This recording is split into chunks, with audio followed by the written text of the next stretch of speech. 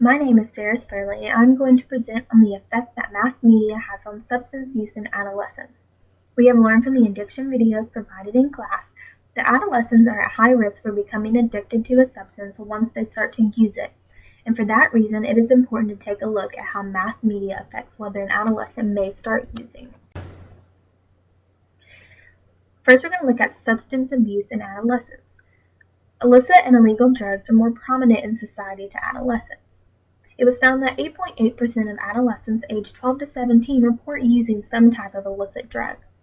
Adolescents are at high risk for becoming addicted and starting to use due to family issues such as being from a broken family, having poor relationships with their family, having a hereditary burden of mental disease, or being susceptible to substance addiction, or social issues such as traditions of using alcohol and other substances, a high presence of substances in their environment, which leads to high availability and a lack of structure in leisure activities, as well as individual issues for adolescents, such as struggling with low self-esteem, negative emotions of oneself, and stress while trying to discover one's identity during adolescence.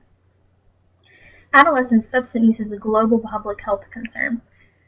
Australian students ages 12 to 18 were surveyed, and it was found that 29% reported drinking until intoxicated, 38% report illicit drug use, and 20% report polysubstance abuse. Now we're going to look at mass media and substance use. Mass media has an impact on adolescents as we are in a generation where technology is valued. There are many types and examples of mass media outlets, but for the purpose of this presentation, we are going to focus on TV shows, movies, music, celebrities, and social media or internet.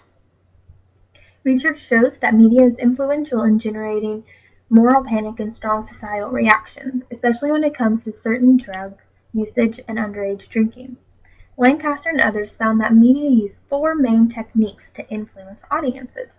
The first one was agenda setting and defining public interest, which means that media decides what is important and what they want the audience to focus on. The second one is framing issues through salience and selection. Media can tell audiences how to think about something, such as commercials or scenes that make something look fun or entertaining. 3. Shaping individual and community attitudes about risk.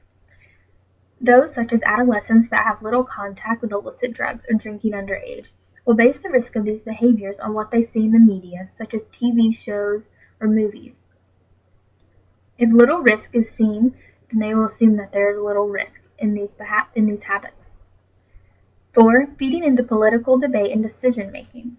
This can impact how people should feel about the laws on things such as illicit drugs and underage drinking, or the legal consequences that go along with them. Before getting into the different types of media and substance use in adolescents, I wanted to give some examples of substance use in movies and on television that adolescents may see. In most of the illicit drug use, we see the characters experiencing pleasurable drug trips and hallucinations that make the drug seem appealing without any risky consequences being shown.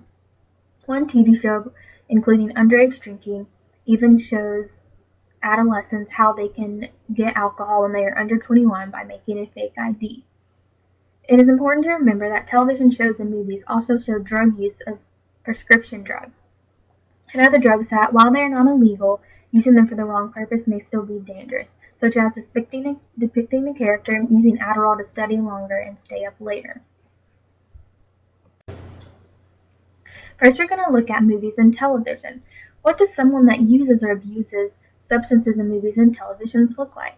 In a study done, it was found that users are portrayed either as the tragic hero, the demonized youth, the rebellious free spirit, or the comedic user. 3 of the 4 are portrayed as good and may not express the dangers of using or underage drinking. A survey done on high school students showed that 27% reported drug usage and 60% reported underage drinking. These same students reported 8.6 hours of mass media exposure daily. The adjusted model showed that exposure to movies and television was associated with underage alcohol use, and exposure to music was associated with marijuana or drug use. Television includes exposure through advertisements.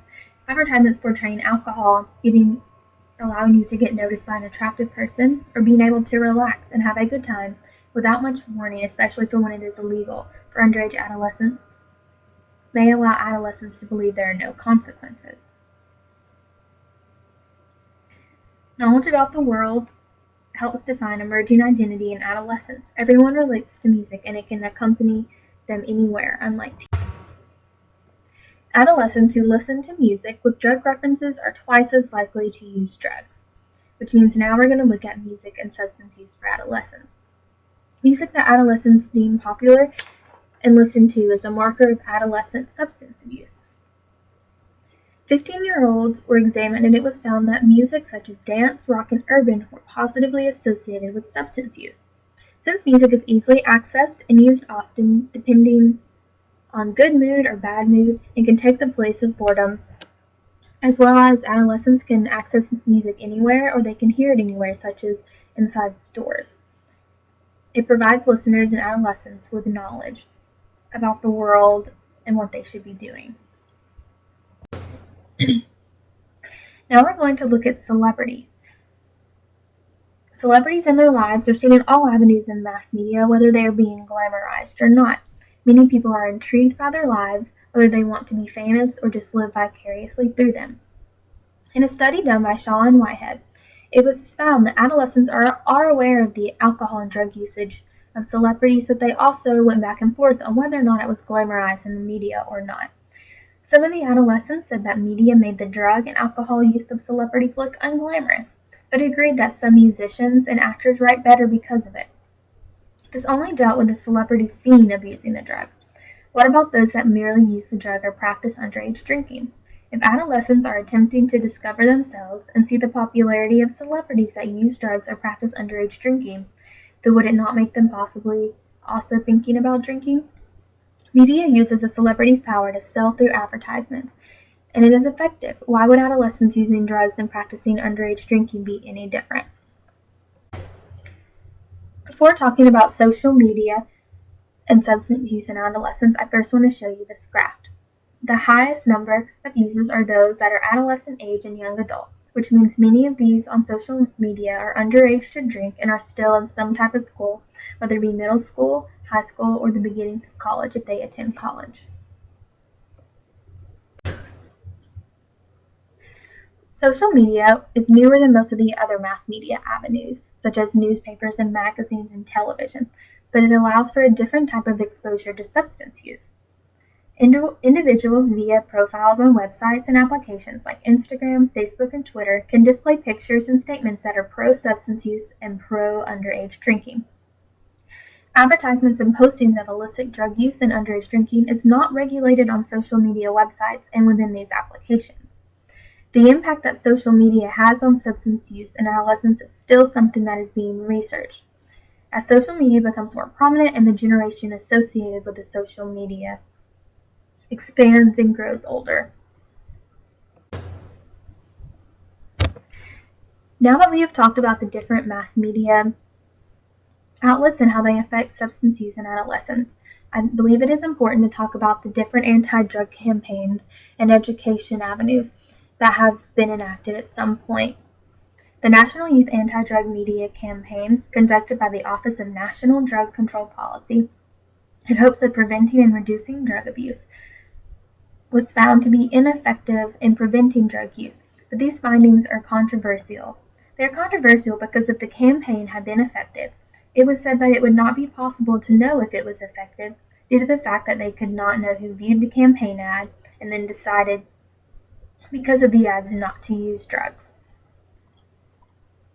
And the ads that were done and completed by the media campaign were seen on bus stops and buses and billboards and on commercials on TV, just depicting what you may look like or the risky and what consequences and what may happen to you if you take drugs. The Media Ready program was founded to reduce the intentions of middle school students in using alcohol and tobacco products by educating them about prevention and helping them have skills in reading information about mass media. Results showed that the students reported a lower intent to use and showed that education of consequences and awareness of media outlets can have an impact on future use of products. Now for conclusions and future implications. It was suggested that adolescents and even children be taught how to critically think about what they see and read in media regarding substance use, and this includes being able to think about consequences and what's real and what's not. Professionals that have anything to do with adolescents and even children, such as those in the mental health field, educators, or those that are dealing with drugs and juvenile delinquents, it is important that they stay up to date on research, as more research is being conducted on the impact of social media and mass media outlets on substance use. It is important to remember that mass media can also be used as an educational aid when showing the consequences of substance use and how to get help. This means that sometimes we do see instances when celebrities do lose either their career or are forced to go to jail or rehab due to their use, and it is important that we use these moments as educational for adolescents in showing the risky behaviors in using substances. These are my references, and thank you so much for listening to this presentation.